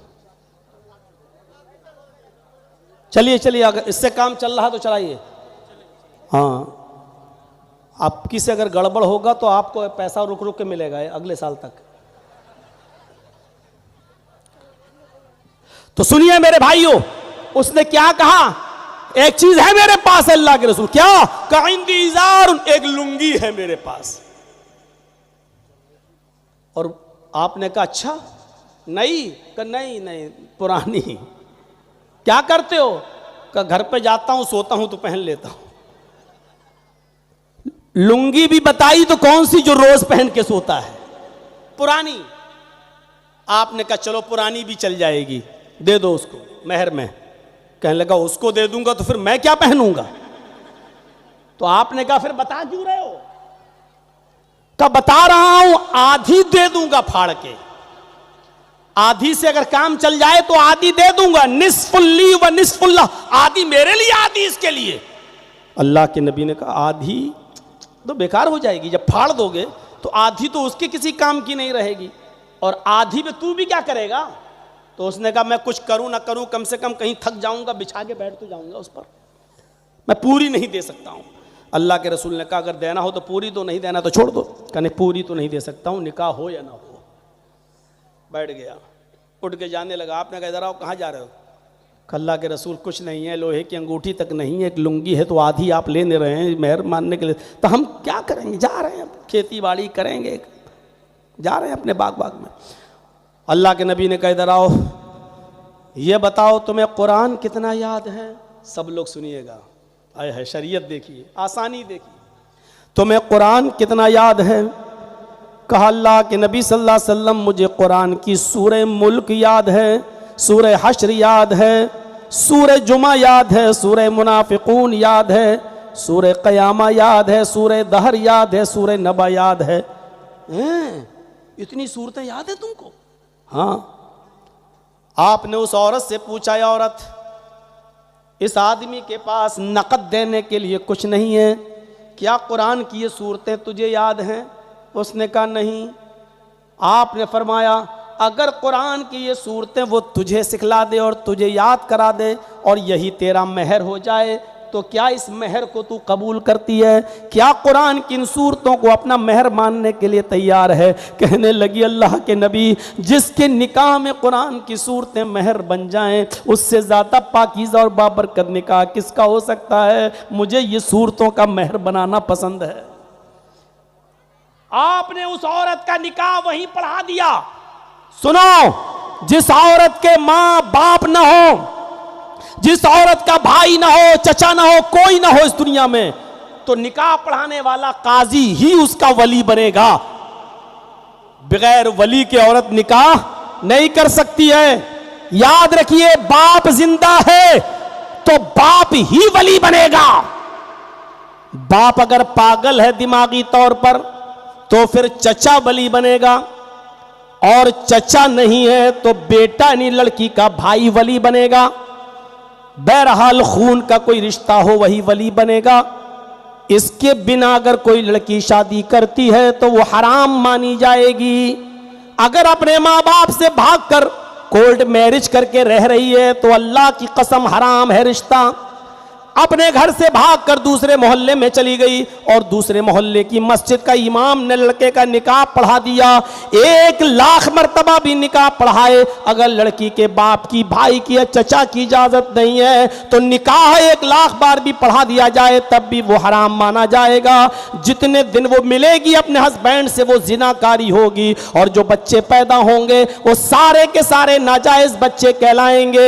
बच्चों के पैदा होने के बाद उन बच्चों को अपने बाप की विरासत से हक नहीं मिलेगा, इसलिए कि जब वो बाप निकाह ही हलाल नहीं, जब बच्चे ही जायज नहीं, तो अपने बाप की विरासत में हक भी नहीं रखते हैं, हक भी उनको नहीं मिलेगा। बहुत लंबी दास्तान है। अगर एक मसले को छेड़ दिया तो 2 घंटे उसी में लग जाएंगे हल कराते हुए मेरे भाइयों। इसलिए हम मसलों से बचते हुए असली बात पे आ रहे हैं। इसलिए समाज की लड़कियां सुन लें, अगर ये कदम उठाती हो और दूसरे मोहल्ले में कोई आदमी बुजुर्ग, हाजी साहब, मैं मेरी बेटी बन जाओ, तेरे मुंह से कह रहे हैं ऐसे बेटी हो जाएगी तेरी। दूसरे मोहल्ले में गए, वहां का एक हाजी साहब खड़े हुए कहने लगे, चलो तुम्हारे बाप ने नहीं बैठ रहे तो क्या मैं तुम्हारा बाप हूं? हाँ इजाजत है, निकाह पढ़ा दो। तेरे कहने से हो जाएगा? ये हराम ही रहेगा। और मौलवी जर्जीस जैसा कोई बैठ जाए, अल्हम्दुलिल्लाह नहमदु व नस्तईनु व नस्तगफिरु, 1,00,000 मरतबा भी दुआ पढ़ दे, या अय्युहल्लज़ीना आमनु तक़ुल्लाह हक़्क़ तुक़ातिह, और या अय्युहन्नासु तक़ू रब्बकुमुल्लज़ी ख़लक़कुम मिन नफ़्सिन वाहिदा, या अय्युहल्लज़ीना आमनु तक़ुल्लाह व क़ूलू क़ौलन सदीदा। 1,00,000 मरतबा भी अगर आयतें पढ़ देंगे तब भी हराम रहेगा, रिश्ता हलाल नहीं हो सकता है। मामूली चीज समझ रखिए। अल्लाह के नबी ने निकाह पढ़ा दिया और खुद उसके वली बन गए, इसलिए कि उसका बाप नहीं था। हाँ, एक और लड़की है जो गैर मुस्लिम है, इस्लाम ले आई है और उसके माँ बाप ने उसको घर से निकाल दिया है। उसके बाप तो हैं, माँ तो है, भाई तो है, चचा तो है, लेकिन वो अपने घर में नहीं जा सकती है और इस्लाम को छोड़ भी नहीं सकती है। अब वो किसी मुस्लिम लड़के से शादी करना चाह रही है। ऐसी सूरत में निकाह पढ़ाने वाला काजी उसका वली बनेगा और कहेगा कि हाँ मैं इजाजत दे रहा हूं, मैं निकाह पढ़ा रहा हूं और मैं इसका वली हूं, इसलिए कि अब इसके माँ बाप तो इसका वली बन नहीं सकते और ये इस्लाम छोड़ नहीं सकती, इसलिए निकाह पढ़ाने वाला काजी वली बनेगा और वही उसका निकाह पढ़ाकर उसकी रुखसती भी कर देगा। ये जायज है, ये शरन ठीक है। तो मेरे प्यारे साथियों, लेकिन जिसका बाप है मुस्लिम लड़की और बाप है, भाई है, चचा है, और वो भाग गई है और दूसरे इलाके में जाकर वहां किसी को अपना बाप बनाकर शादी करना चाहती है, तो लाख वो गवाही दे, उसका निकाह जायज नहीं होगा। लाख मौलाना कलमा पढ़ ले, उसका निकाह जायज नहीं होगा। ये इस्लाम के अंदर संजीदगी है कि उसका निकाह हो गया और वो चली गई, कुरान की सूरतों को महर बना दिया गया है। ये संजीदगी देखिए, न बारात आई, न हल्दी मली गई, न उबटना मला गया, न सालियां आई अपने जीजा के हाथ में अंगूठी पहनाने के लिए, न देखने का कोई रस्म रवाज चला, न इधर से चोर आए न उधर से डाकू। चोर डाकू समझ रहे हो ना, बार बार नहीं बताऊंगा। तो मेरे भाइयों, कुछ पता नहीं चला और रिश्ता हो गया, रिश्ता हो गया, शादी हो गई। अंदाजा लगाइए, ये संजीदगी है। और इतनी सादगी के साथ निकाह हो जाने के बाद भी मेरे भाइयों, आज 1400 साल के बाद इस शादी का तस्करा हो रहा है। आज इस शादी का तस्करा हो रहा है। अभी आपने उस तस्करा सुना, अडानी और अंबानी हैं, वो उसका जो लड़के का निकाह हुआ, शादी हुई, हजारों करोड़ रुपया, हजारों लाखों नहीं, हजारों करोड़ रुपया शादी पे खर्च हुआ। दुनिया की सबसे महंगी शादी, अडानी के लड़के की सबसे महंगी शादी, लेकिन 10 दिन चर्चे चले, 20 दिन चर्चे चले, 1 महीना चर्चा चला, उसके बाद इस शादी को लोग भूल गए, चर्चे खत्म। लेकिन इस सादगी की शादी के तस्करे आज 1400 साल, 1500 साल के बाद इस शादी के तस्करे हो रहे हैं। मेरे भाइयों, संजीदगी के साथ निकाह करिए और उस निकाह को जायज बनाइए, खुराफातों से बचिए। जिस तरह ये 1 गिलास पानी है ना, 1 गिलास, अभी कोई बच्चा पेशाब कर रहा हो और अचानक एक पेशाब का कतरा इस गिलास पानी में आ जाए, इसमें 1 बूंद पेशाब किया जाए, तो क्या ये आप पानी पी लोगे? फेंक दोगे? अरे गिलास छोड़ो, पूरी बाल्टी है डोल, 1 पेशाब की बूंद उसमें चली जाए और आपकी नजर पड़ जाए तो आप उस पानी को फेंक देंगे। क्यों? 1 पेशाब के कतरे ने पूरी बाल्टी पानी को नापाक कर दिया है। अब आप उसको पीना गवारा नहीं करेंगे। शादी सुन्नते रसूल है, यह पाकीज़ा रिश्ता है। एक भी शैतानी हरकत इस पूरे पाक, साफ और शफाफ माहौल को गंदा कर देती है। एक भी डीजे बज गया, एक भी शादी में गाना बज गया, तो अब शक है कि वो रिश्ता हलाल माना जाएगा या हराम माना जाएगा। किस बुनियाद पे कहोगे कि लड़का और लड़की जायज हलाल है, जब तुमने काम ही उसमें हराम किया है? तो इस रिश्ते को हलाल का नाम कैसे दे सकते हो? मुस्लिम शरीफ की रिवायत तो यह है, अय्यम तफलिया बिही, गाना गाने वाला, गाना सुनने वाला, इन दोनों से बेहतर है वो आदमी जो अपनी लैट्रीन करके खुद खा जाए। अपनी लैट्रीन, अपनी गंदगी करता है और चाट जाए, खा जाए, ये बेहतर है। अल्लाह के रसूल कहते हैं मेरी नजर में। लेकिन वो बेहतर नहीं है जो गंदे गाने गाए और सुने। लो जाओ यूट्यूब खोल के खूब इंस्टाग्राम देखो और मालदा की लड़कियों का नाच और गाना सुनो, इंस्टाग्राम पे उनके डांस देखो, सरों से उतरे हुए दुपट्टे देखो। ये शादी को पाकीज़ा माहौल दीजिए आप, पाकीज़ा माहौल। अब वो हाजी हज करने इसलिए नहीं जा रहा है, पैसा तो है, क्योंकि मेरे बेटी है, मेरा बेटा, अभी उसकी शादी कर देंगे तब जाएंगे। ये तुमने मुसीबत मोल ली है जहेज की, वरना इस्लाम के अंदर तो जहेज है ही नहीं। इस लड़की को निकाह करके ले गए, इस्लाम में है ही नहीं। मैं जिस इलाके से भी आ रहा हूं, बिहार से, चलता ही जब तक पल्सर, यामा, 5-6 लाख रुपए का चेक लड़के को न दो, शादी नहीं होती है। इन्ना ज़मन निकाही बरकतन आई सरुहा मऊनतन, अल्लाह के नबी कहते हैं सबसे ज्यादा पाकीज़ा निकाह और सबसे ज्यादा बाबरकत निकाह वो है जिस शादी के अंदर खर्चा सबसे कम हो, जिसके अंदर खर्चा सब नील हो, खर्चे का नाम ना हो, नहीं खर्चा नाम की कोई चीज ना हो। यही कलकत्ता की सरजमीन है मेरे भाइयों। आज से 25 साल पुराना वो मंजर उठाओ, लड़की के बाप का नाम सलीम, लड़की का नाम जमीला, उसकी बहन का नाम फातिमा। गुर्बत की वजह से शादी नहीं होती थी, जो आता था गुर्बत देखकर रिश्ता कैंसिल कर दिया जाता था। एक जगह रिश्ता लग गया, सलीम साहब खुश है, मेरी बेटी का रिश्ता हो गया। शादी में 1 महीना रह गया, लड़के वाले ने जहेज की एक लिस्ट दे दी। सलीम साहब की आंखों में आंसू आ गए कि मैं इतनी जहेज की औकात नहीं है मेरी देने की। रिश्ता टूट गया और उस लड़के का रिश्ता एक ऐसी लड़की के साथ हो गया जो सरकारी नौकरी करती थी। जब सरकारी नौकरी वाली लड़की उसको मिली तो इसने सलीम साहब की बेटी से रिश्ता कैंसिल कर दिया। सलीम साहब की आंखों में आंसू आ गए, रोते रहे, लेकिन एक और रिश्ता 2-3 महीने के बाद मिल गया। उसने ये शर्त लगा दी कि मुझे 1 रुपया भी नहीं चाहिए, जो कपड़े पहने होगी उसी कपड़े में तुम विदा कर देना, मुझे 1 रुपया भी नहीं चाहिए, बगैर जहेज के शादी हम करेंगे और शादी सुन्नत रसूल के मुताबिक होगी। सलीम साहब ने कहा ठीक है, फिर 1 महीने का टाइम दो। उधर से लड़के ने कहा जब शादी सुन्नती के मुताबिक करना है, मुझे आपसे कुछ लेना नहीं है और मुझे भी कुछ देना नहीं है, तो 1 महीना क्यों, मैं कल आ रहा हूं और कल ही विदा कर दीजिए, रुखसत कर दीजिए और मैं आपकी बेटी को लेकर चला आऊं। वो लड़का पहुंच जाता है, निकाह हो जाता है। वली की जरूरत लड़के को नहीं पड़ती है, लड़की को पड़ती है। लड़के का माँ बाप का इजाजत देना जरूरी नहीं है, क्योंकि लड़का खुद कफील है, खिलाने पिलाने का जिम्मेदार लड़का है। लड़के को अपने माँ बाप से इजाजत की जरूरत नहीं है शरीयत के अंदर। हाँ, लड़की बगैर माँ बाप की इजाजत के निकाह नहीं कर सकती है। मन नकहत मिन गैरि इज़्नि वलिय्यहा फनिकाहुहा बातिल फनिकाहुहा बातिल फनिकाहुहा बातिल। जिस लड़की ने अपने बाप की इजाजत के बगैर, अपने सरपरस्त वली की इजाजत के बगैर निकाह किया, वो निकाह बातिल है, वो निकाह बातिल है, वो निकाह बातिल है। लड़का लड़की में गलत ताल्लुक कायम हो गया शादी से पहले, और लड़की किसी तरीके से हामिला हो गई।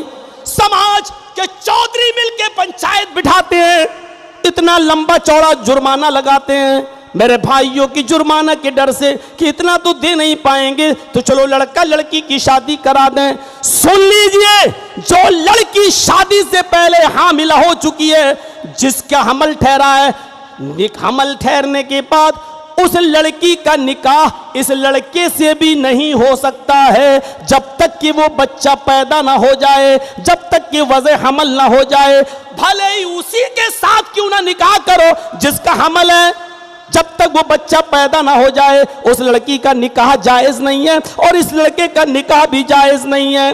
हाँ, करते हैं बहुत से लोग, चल रहा है, कटिहार और बिहार तो भरा पड़ा ऐसे केसों से।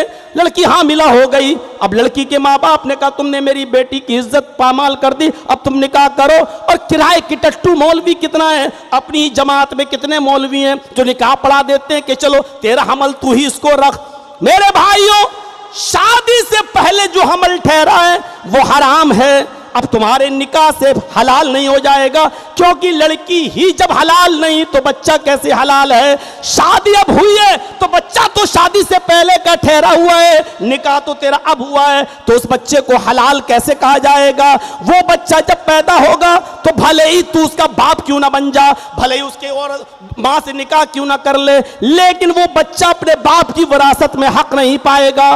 क्यों? इसलिए कि वो इसका बच्चा निकाह हलाली बच्चा नहीं है।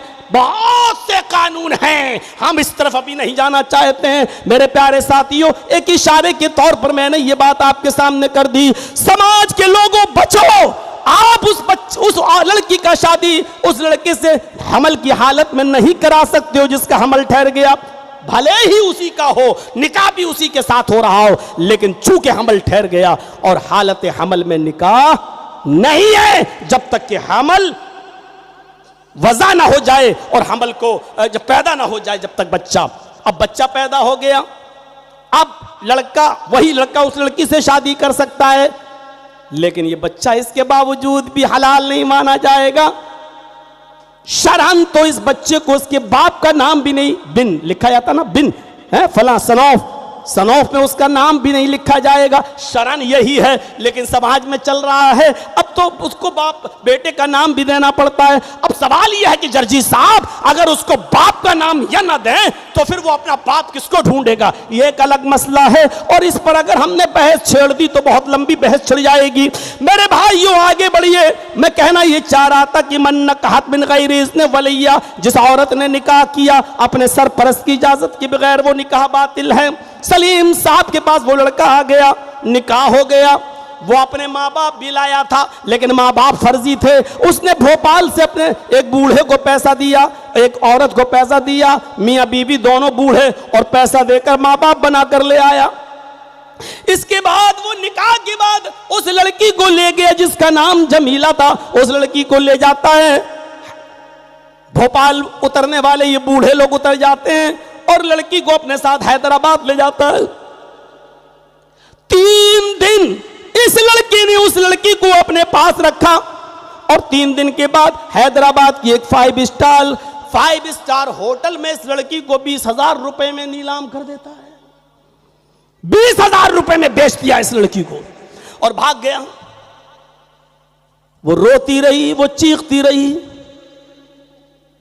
जो लड़का उसके पास आता होटल के मालिक को पैसा देकर, वो उसके सामने हाथ जोड़ती थी, गिड़गिड़ाती थी कि मैं ऐसी नहीं हूं, मेरे साथ धोखा हुआ है। लेकिन जिसने पैसा खर्च किया वो क्यों छोड़ेगा, मालिक अलग मारता था। इसी हाल में कई दिन गुजर गए, पता नहीं किसी लड़के को उसके ऊपर रहम आ गया। जब उसने हाथ पैर जोड़े तो कहने लगा तुम घबराओ नहीं, तुम परेशान लगती हो, तुम मुझे अपनी पूरी दास्तान बताओ। उसने रो रो कर अपनी दास्तान सुनाई। उसने कहा मैं तेरा भाई हूं, मारो गोली, जो पैसे मेरे मालिक के पास गए हैं जाने दो, बताओ मैं तुम्हारे घर क्या खबर पहुंचाऊं। उस लड़की ने कहा तुम उधर मुंह करके लेट जाओ, मैं एक लेटर लिखती हूं और इस लेटर को मेरे घर पहुंचा देना। उसने एक लेटर लिखा, पढ़ी लिखी थी, और लेटर लिखने के बाद उसने उस लेटर को चिपका दिया और उस लड़के को रात में ही दे दिया कि तुम चले जाओ और सुनो, ये लेटर मेरे घर मेरे बाप के हाथ में देना और तुम्हें कसम देती हूं, अल्लाह का वास्ता देती हूं, इस लेटर को तुम पढ़ना नहीं। उसने कहा ये तुम्हारी अमानत है, मैं क्यों पढ़ूंगा। उसने उस लेटर को पकड़ा, रात ही में वो निकल गया और जो ट्रेन कलकत्ता से हैदराबाद से कलकत्ता आने वाली थी उसी ट्रेन में बैठ जाता है। 2 दिन के बाद वो कलकत्ता उतरता है। एड्रेस उसको लड़की दे चुकी थी, वो एड्रेस के मुताबिक आता है, और घर तलाश करके सलीम के घर पहुंच जाता है। दरवाजे को दस्तक देता है, सलीम साहब दरवाजा खोलते हैं। दरवाजे पर अजनबी आदमी को देखते हैं। कहा कि मुझे तुम्हारी बेटी जमीला ने भेजा है और ये लेटर तुम्हें दिया है। बाप के चेहरे पर मुस्कुराहट आ गई, मेरी बेटी का पहला लेटर आया है। उसने लड़के को अंदर बुलाया और ये खबर जब घर के लोगों को पता चली तो आसपास की सहेलियां भी आ गईं, कहने लगी लेटर पढ़ के सुनाओ, जमीला क्या बता रही है, उसकी खैरियत कैसी है, खुश तो है, जरा बताओ तो सही। जाने के बाद भूल गई हमें। बाप ने लेटर खोला, माँ उस जमीला की उसी के पास बैठी हुई है और छोटी बहन फातिमा भी बैठी हुई है, मोहल्ले की सहेलियां भी बैठी हुई हैं। यहां लेटर पढ़ा जा रहा है, प्यारे अब्बू जान अस्सलामु अलैकुम, उम्मीद क्या आप खैरियत से होंगे, मेरी खैरियत अल्लाह के हवाले। अब्बू जान आपने मेरा रिश्ता कर दिया है एक लड़के से जो हैदराबाद का रहने वाला है। आप समझ रहे होंगे कि वो फरिश्ता है, लेकिन मैं कैसे समझाऊं कि वो फरिश्ता नहीं, परले दर्जे का शैतान है। अब्बू जान उसने 3 दिन मुझे अपने पास रखा और उसके बाद उसने मुझे 20,000 रुपए में नीलाम कर दिया, 20,000 रुपए में बेच दिया। मेरी इज्जत छलनी छलनी हो चुकी है, मेरी इस्मत दरी हो चुकी है, मुझे भूखे भेड़ियों ने नोच नोच के खा लिया है। आए मेरे अब्बू जान, क्या मैं आपके ऊपर इतनी बड़ी बोझ बन गई थी कि आप लड़के की हकीकत भी तलाश न कर सकें। आप एक दिन हैदराबाद में आकर लड़के की घर और मकान और उसके माँ बाप को भी न जान सकें? क्या मैं इतनी भारी हो चुकी थी कि आपने जैसी दीन का नाम लिया और उसके साथ आपने मेरा निकाह करा दिया? अरे अब्बू जान, अब मैं अपना कौन सा चेहरा लेकर आपके पास आऊं? मैं अपनी सहेलियों को कौन सा मुंह दिखाऊं? मैं अपनी छोटी बहन के सामने कौन सा चेहरा लेकर आऊं? अरे अब्बू, मैं आपको बताना भी नहीं चाहती थी, लेकिन लेटर इसलिए लिख रही हूं क्योंकि मैं अपनी एक छोटी बहन फातिमा को छोड़ के आई हूं। कल उसकी भी शादी होगी। अरे अब्बू, कहीं ऐसा ना हो कि जो दिन मुझे देखना पड़ रहा है कल उसको भी देखना पड़े, इसलिए मेरी एक नसीहत है। अरे अब्बू जान, मैं हुक्म देने वाली आपको कौन होती हूं? अरे अब्बू जान, एक नसीहत मेरी मान लेना। छोटी बहन फातिमा के लिए आज से ही मेहनत करना शुरू कर दो और इतना माल कमा लो, इतना माल कमा लो। आगे वाले जुमले जो बताने में मुझे भी बड़ी शर्म आती है, लेकिन शर्म अब किस बात की है? उसने लिखा, इतना कमा लो, इतना कमा लो कि जब मेरी बहन फातिमा का रिश्ता कोई लेकर आए तो वो कुत्ता जितनी हड्डियां मांगे उस कुत्ते के सामने उतनी हड्डियां डाल देना, ताकि मेरी बहन को वो दिन न देखना पड़े जो मुझे देखना पड़ रहा है। अरे अब्बू जान, अब मैं अपनी नापाक शक्ल अपने गांव में लेकर नहीं आना चाहती। आपकी बहन, आपकी बदनसीब बेटी जो आपकी नहीं, हाँ उसमें जुमला भी लिखा था, अरे अब्बू जान, सुबह का सूरज निकलने से पहले मैंने अपना फंदा दुपट्टा पंखे में लटका रखा है और सुबह का सूरज निकलने से पहले आपकी बेटी दुनिया छोड़ चुकी होगी। मुझे मालूम है कि खुदकुशी हराम है, लेकिन मेरा अल्लाह जानता है ऐसी दलदल में ऐसी जिंदगी गुजारने से बेहतर मेरा मर जाना है। अरे अब्बू जान, आखिर में आपकी बेटी जमीला बदनसीब जो आपकी ना हो सकी और उसने हमेशा हमेश के लिए दम तोड़ दिया, फांसी के फंदे पर लटक कर उसने अपनी जान दे दी। क्या कहेंगे आप?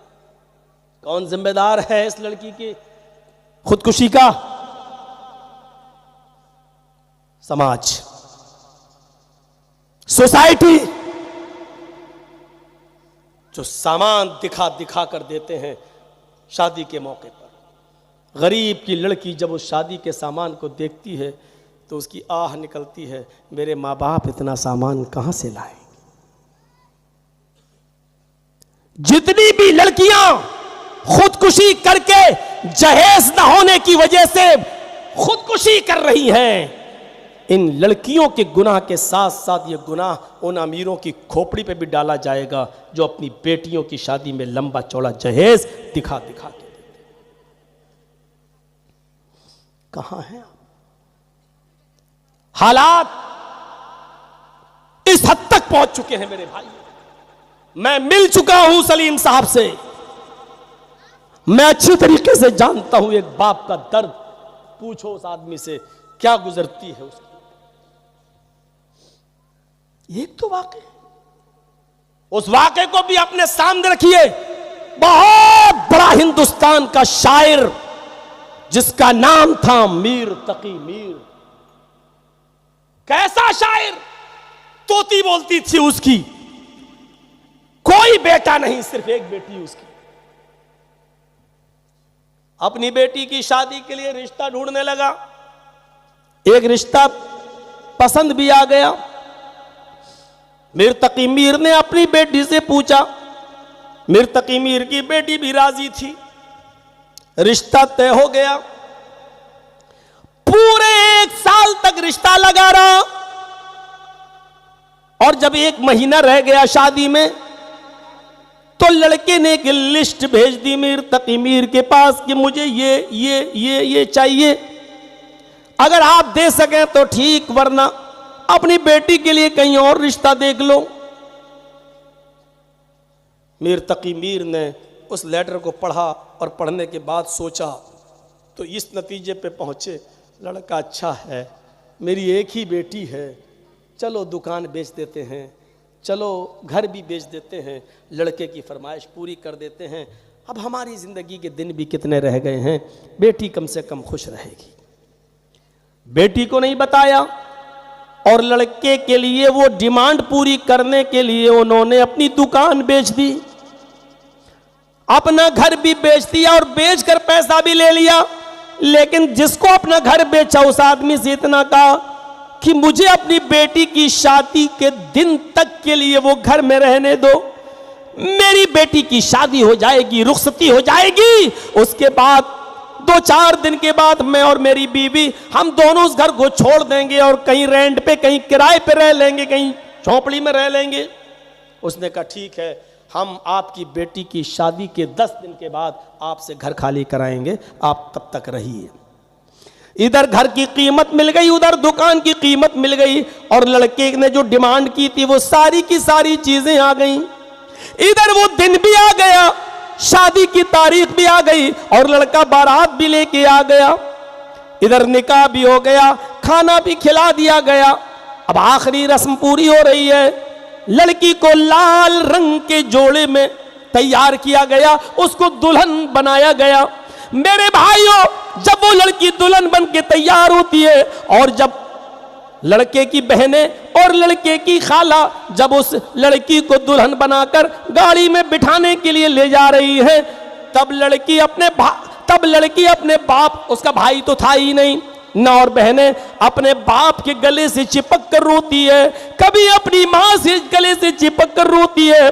और जैसे ही वो अपने बाप के गले से चिपक कर रोई, बाप ने कहा बेटी इसमें रोने की क्या बात है, तुम तो अच्छे घर में जा रही हो, आराम से रहोगी, मेरी बेटी तुम्हें नया घर मुबारक हो, मेरी बेटी तुम्हें ससुराल मुबारक हो, अब तुम जाओ। और तुम्हारी ये माँ है, अरे लड़के की माँ, तुम्हारी माँ अब ये तुम्हें लेकर गाड़ी में बैठेगी, या लड़के की बहन तुम्हें लेकर गाड़ी में बैठेगी, जाओ और ससुराल का ख्याल रखना, अपने सास ससुर का ख्याल रखना, शौहर का ख्याल रखना। ये कहकर उसने अपनी बेटी को विदा कर दिया।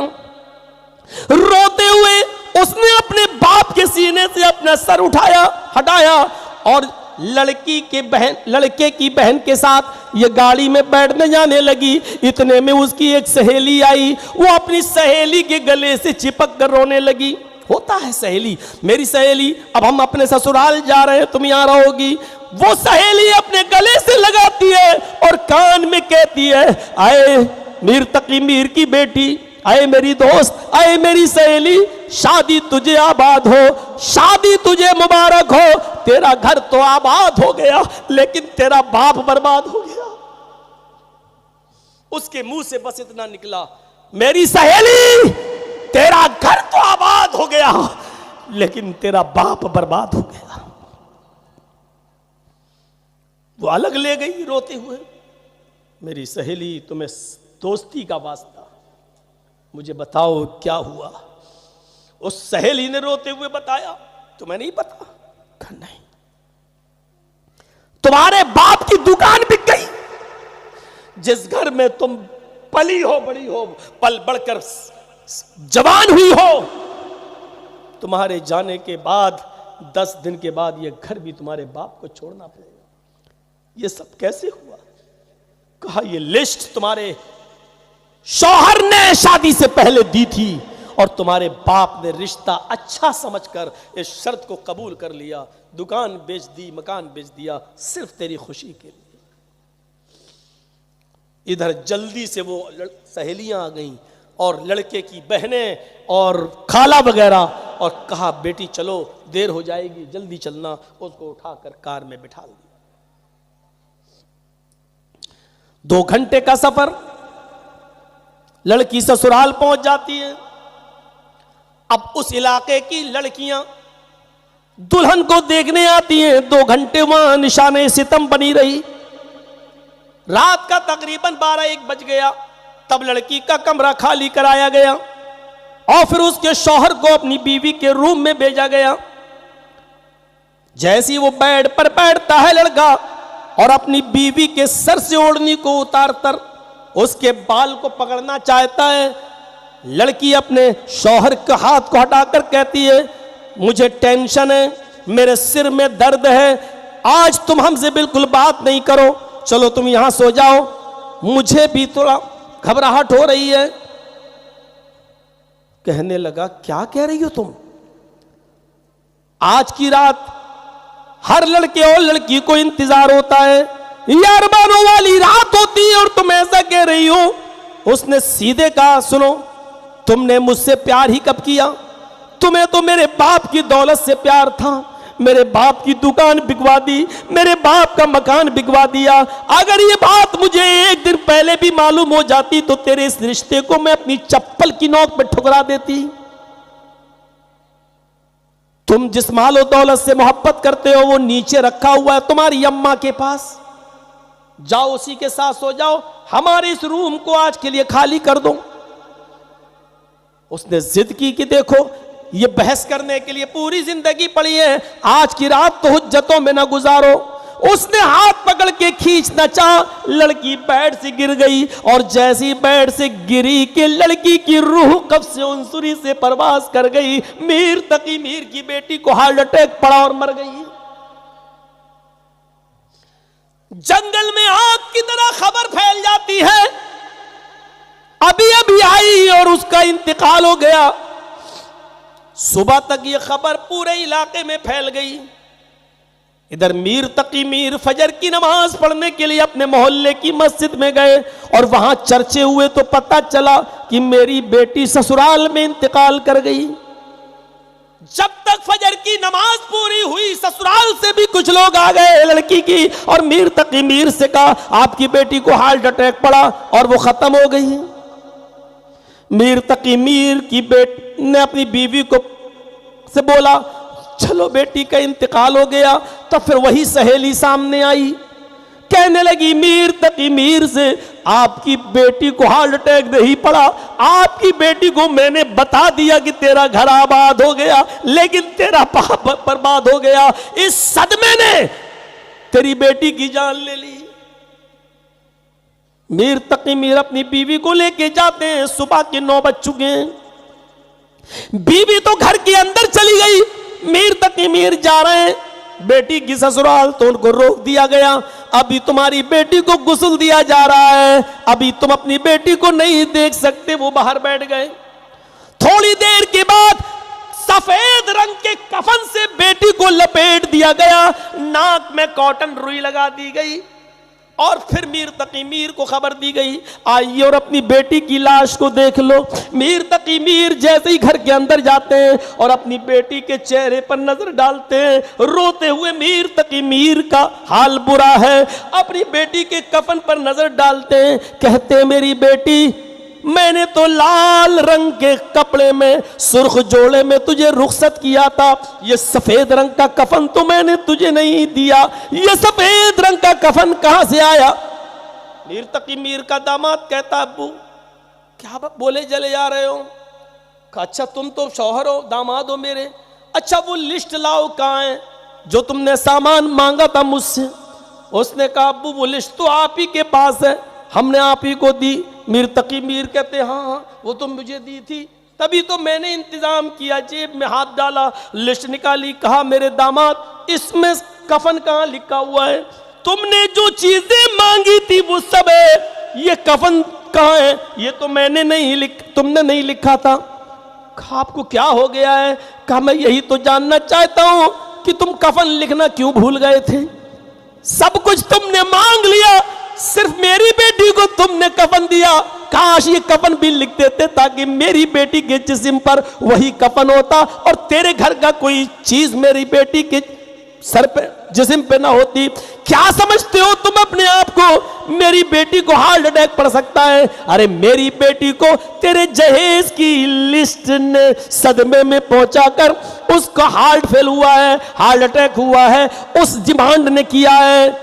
फिर उसने अपनी बेटी के कफन को पकड़ा, ऐसे सफेद रंग के कफन को, और कहता है मेरी बेटी आज ये तेरे बाप की शायरी खत्म, आज के बाद मैं एक भी शेर नहीं पढ़ूंगा, किसी मंच पे नहीं जाऊंगा, आज के बाद शायरी को अलविदा कहता हूं। लेकिन आज आए मेरी लख्त जिगर, आए मेरी बेटी, आज मैं तेरे इस कफन को पकड़कर एक शेर पढ़ रहा हूं और आखिरी शेर पढ़ रहा हूं। इस आखिरी शेर के बाद हमारा कोई शेर नहीं होगा, पूरी जिंदगी के लिए मैं संन्यास ले लूंगा शेर व शायरी से। फिर मीर तकी मीर ने अपनी बेटी के कफन को पकड़ा और पकड़ कर कहता है, अब आया है ख्याल आराम जा इस नामुरादी में, अब आया है ख्याल आराम जा इस नामुरादी में, कफन देना तुझे भूले थे हम असबाबे शादी में। अरे मेरी बेटी, अब ख्याल आया है असबाबे शादी में मैंने तुझे कफन नहीं दिया, काश ये कफन भी तुझे अपने बाप की तरफ से मिला होता। फिर उसने कहा, आए मेरे दामाद, ये कफन तो तुमने दिया, हटाओ, मैं अपनी चादर लेकर आया हूं। उसने जल्दी से अपनी बेटी को अपनी चादर उड़ाई और उसका कफन उसके मुंह पे मार दिया। फिर कहा, आए मीर तकी मीर, यानी मेरे दामाद, मेरी बेटी तेरे कब्रिस्तान में दफन नहीं होगी, मैं अपनी बेटी की लाश को उठाता हूं और मैं अपनी बेटी को अपने कब्रिस्तान में, अपने बाप दादा के कब्रिस्तान में दफन करूंगा, इसलिए कि मेरी बेटी को तेरे जहेज की डिमांड के सदमे ने मारा है, मेरी बेटी तेरे कब्रिस्तान में दफन नहीं होगी। फिर वो अपनी बेटी को जब उठाने लगा तो मोहल्ले वाले कहने लगे, जाने दो, जो हुआ हुआ, छोड़ो, अब जो किस्मत में था, मौत तो सबको आनी जानी है। मीर तकी मीर ने उन मोहल्ले वालों को लेक्चर देते हुए कहा, आज आ गए हो हमें समझाने के लिए, जब इसने करोड़ों रुपए की रिश्वत मांगी थी, जहेज मांगी थी, लिस्ट दी थी, उस वक्त तुम कहां मर गए? उस वक्त लड़के को क्यों नहीं समझाया था कि मीर तकी मीर की बेटी खूबसूरत है, पढ़ी लिखी है, बस उतना काफी है। जब जहेज मांगा जा रहा था तो तुम्हारी आत्मा कहां मर गई थी, तुम्हारे जमीर कहां मर गए थे, जो लड़के को नहीं समझा सके। और आज मेरी बेटी मर गई और इसको लेकर जब हम अपने कब्रिस्तान में जाने लगे तो हमें समझाने के लिए आ गए। हटाओ यहां से, ना तुम्हारी मानता हूं ना तुम्हारे बाप दादा की। और नहीं माना, मीर तकी मीर अपनी बेटी की लाश को ले गया और अपने आबाई कब्रिस्तान में दफन कर दिया। कितनी जाने जाती हैं जहेज न होने की वजह से।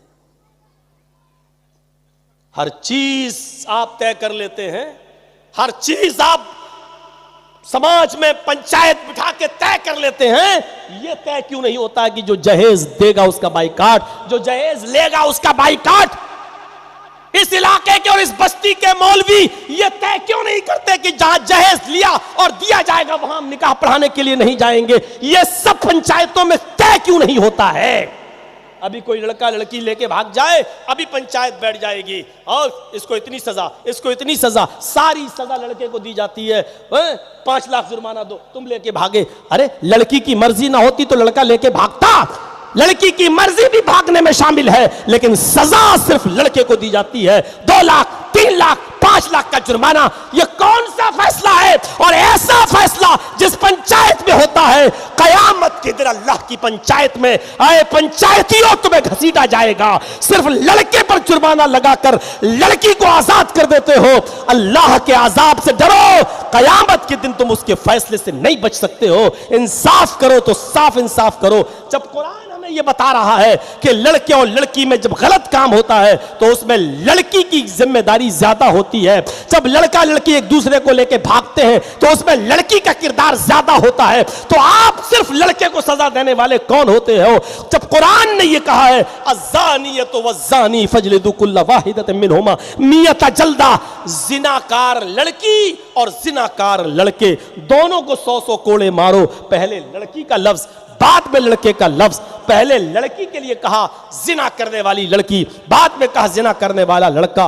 दोनों को 100 कोड़े मारो। अगर शादीशुदा नहीं है तो, कुंवारे हैं तो 100 कोड़े मारो। कुरान ने यह बताकर हमें यह मैसेज दिया है कि जब भी गलत काम होगा तो लड़के से ज्यादा लड़की उसकी जिम्मेदार होगी। अगर लड़की न चाहे तो लड़का किसी लड़की के साथ जबरदस्ती कर ही नहीं सकता। अगर लड़की भागने पर तैयार ना हो तो लड़का किसी लड़की को जबरदस्ती भगा नहीं सकता। इसलिए फैसला करो तो ईमानदारी के साथ फैसला करो, फैसला करो तो सच्चाई के साथ फैसला करो, फैसला करो तो कुरान और हदीस को सामने रखकर फैसला करो। और फैसला तो ऐसी चीज है कि अल्लाह ने कह दिया, वला यजरिमन्नकुम शनानु कौमिन अला अल्ला तादिलू इदिलू हुवा अक़रबु लित्तक़वा। अपने दुश्मन के साथ भी बैठा हो तो उसके साथ भी इंसाफ वाली बात कहो, और किसी कौम की दुश्मनी तुम्हें बेइंसाफी करने पर मजबूर न कर दे। इसलिए दुश्मनी मत देखो, ये मत देखो ये मेरा दुश्मन है और फैसला उसके खिलाफ कर दो। दुश्मन के साथ भी इंसाफ होना चाहिए। 12:08 हो चुके हैं, 1.5 घंटा काफ़ी है मेरे भाइयों। कल इंशाअल्लाह कुछ ज़्यादा वक्त ले लिया जाएगा आपका। हम अल्लाह से दुआ करते हैं